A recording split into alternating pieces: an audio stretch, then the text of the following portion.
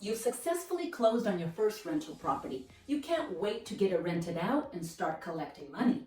Before long, you will quit your job and roll in your millions. Wait, not so fast. As a new investor, statistics show that 51% of you will manage your own property, and 100% of you will make quite a few mistakes throughout your property management career. Some mistakes will sting, and some will outright make you crawl into a little ball and cry. Still others you can't afford to make. Today, I will tell you about the top 5 mistakes new investors make and how to avoid them.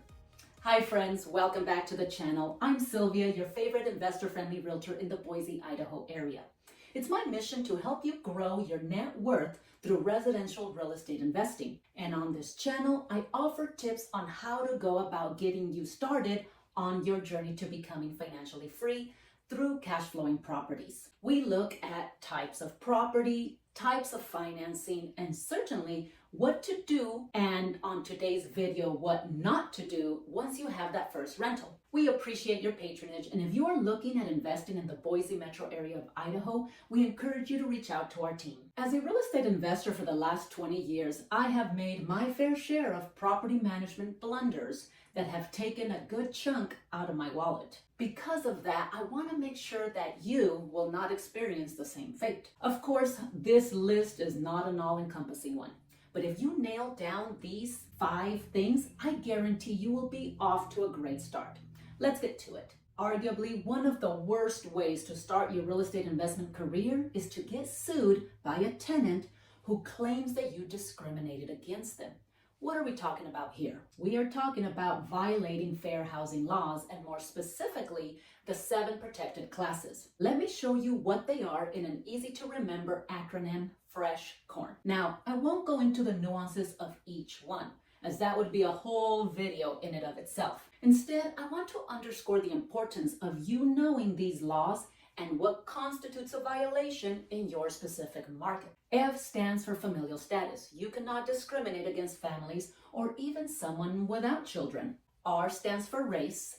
E stands for ethnicity. Yes, they are different. S stands for sex.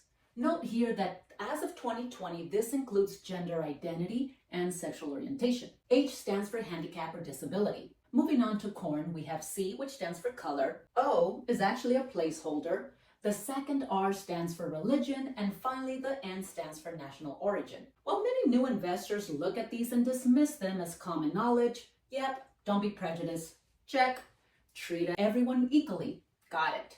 There are some discriminatory practices that aren't as easy to recognize. For example, denying someone with an ITIN could put you on the hook for discriminating against national origin, which includes immigration status. ITIN stands for Individual Taxpayer Identification Number, and it's a number given to someone for tax purposes only, not as an indicator of legal status, which means telling a tenant they can't rent from you because they have an ITIN could be an issue for you. Another violation that has become more common in recent years is denying an applicant emotional support or service animals, or charging them rent and deposits. This falls under the American with Disabilities Act. If someone has an ESA or a service animal with proper documentation from a medical provider, you cannot deny them because you don't allow pets. Further, you cannot question an applicant on the details of their disability. That's a no-no. The Federal Fair Housing Act strictly prohibits you from discriminating against a tenant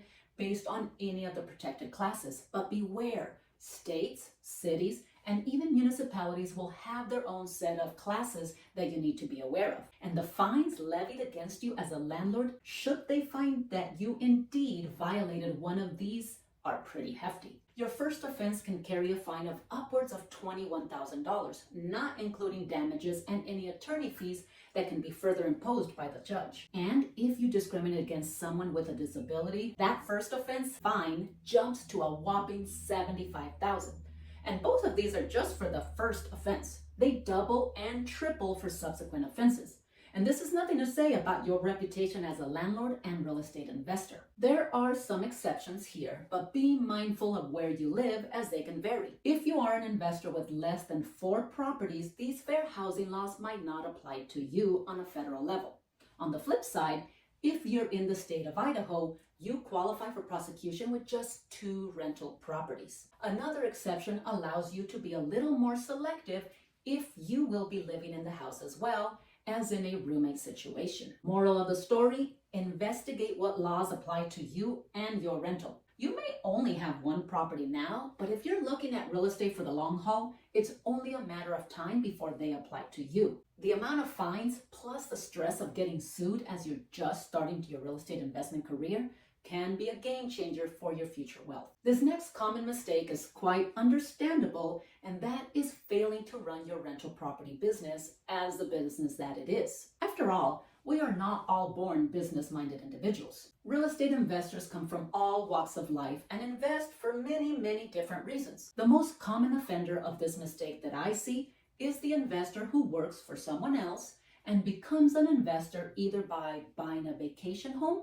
which will moonlight as an Airbnb, or a mom and dad who are helping college student junior out by providing housing to them through a rental that they buy. While you cannot deny the advantages of real estate provided in both of these cases, because the initial goal wasn't real estate investment, the idea that this is a business and should be run like one is often lost in translation. Unfortunately, even new investors without these alternative goals can make the same mistakes. Friends, buying a property for the purpose of gaining a return, whether it be through cash flow, tax deductions, or just housing junior, are all reasons to run this property as a business. This means operating it in a diligent and professional manner. Things like setting up a separate bank account and in some cases a limited liability company for asset protection are pretty important. If you will be the property manager, this takes that responsibility up a notch as you are now directly responsible for the income and money and the outgoing expenses that this property will require. It also means handling the job of renting out in a strategic manner. Screening tenants, using a written lease, and keeping your property in good condition are all important aspects of running a rental like a business. And in a few minutes, we will go into these in more detail as they all contribute to your bottom dollar. Anyone running a successful business understands that time is money, but preparation and strategy are also important aspects to that success. Being a lazy or worse, slummy landlord lowers your ability to make a profit and further destroys the image that good landlords want to promote. If you don't know what running a good business looks like, get educated. There are a million books you can read that take you step by step on how to start this process. There are another million YouTuber and podcasters who take the time to put together content for your benefit. And of course, put your networking skills to work. Who do you know that manages properties? Can you call a property manager, buy them coffee, and pick their brain? Facebook is teeming with investor groups, sharing knowledge and lessons learned. The resources are endless. Take the time to do your homework and treat this like the business that it is. As I alluded earlier, running a good property management business starts with a good screening process for your future tenant, who you hope will live a long, happy life paying you rent. Tenants come in all shapes and sizes, but there are a few key metrics that all managers can use to increase their chances of landing a good tenant. Checking a tenant's credit and criminal background is a must. I also encourage you to verify income and look at their past rental history for evictions. When you are looking at credit, keep in mind that a credit score, like any other number, is just a number. Why that number is what it is more important. I have found it is best to be upfront with applicants about what your rental requirements are. If a tenant has a credit score lower than the threshold I am looking for, and by the way, this score is up to you and your comfort level, they are usually upfront with why that score is low. It could be medical debt. It could be a nasty divorce. It could even be a case of identity theft. Knowing the root cause could change the situation if all other aspects of their application are stellar. Most online screening companies will also search nationwide and state databases for criminal records and evictions filed in court. And your state might even have their own public records that you can search. You want to be aware of any past misdemeanors, felonies, and especially registered sex offenses. Further, you need to be aware of how evictions are reported in your specific area. For example, in Idaho, as of this July, evictions that were dismissed in court and have no pending appeals are shielded from public view after 3 years. The state of Idaho wanted to incentivize tenants to show up to their hearing and pay their past due rent. in exchange for removing the filed eviction on their record that would otherwise follow them for the rest of their renting career. Knowing that a tenant's eviction record would be removed within 3 years because they did the right thing and paid their owed rent could be something important to know in an otherwise good applicant. Income verification is also quite important. Can your applicant pay the monthly rent, or will you have an eviction waiting to happen? If they provide check stubs, is it for a full 40 hours of work, or does it include overtime? If they are self-employed, check personal bank statements as well as business. If they are in a seasonal job, maybe request income tax returns. It might sound a little excessive, but if your applicant makes his money only when he gets overtime or only in the summer months, you run the risk that rent may not get paid the other months of the year. I also call their employer to verify that they will continue to be employed and aren't on their way out. It's protection for you as the landlord and protection for them as a tenant. Looking at past rental history is a gold mine of information.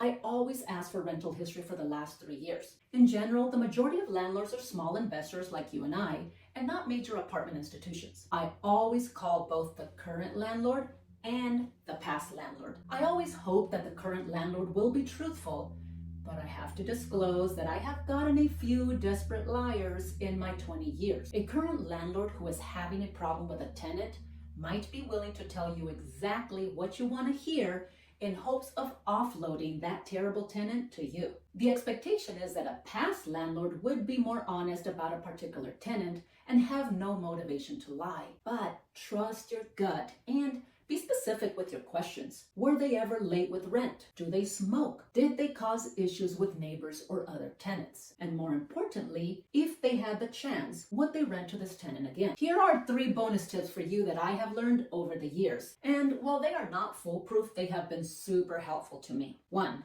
Take a peek at the inside of the applicant's car. Do you like what you see? Is it decent?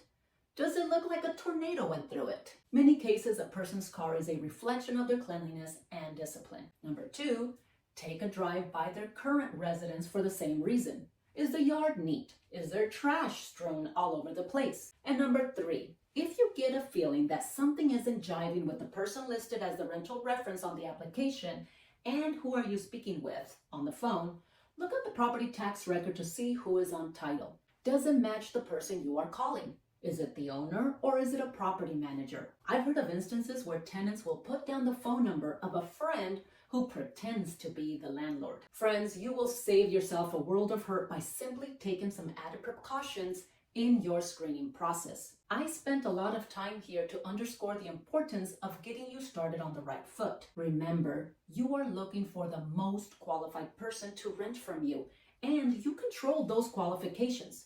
So long as you don't discriminate based on any of the protected classes, you can tailor your requirements as you see fit. Don't rush this process just to start collecting money. I'd love to tell you that once you find that perfect tenant, that they will do all the things right and never take advantage of any one of your rules. But alas, that is not the case in my experience.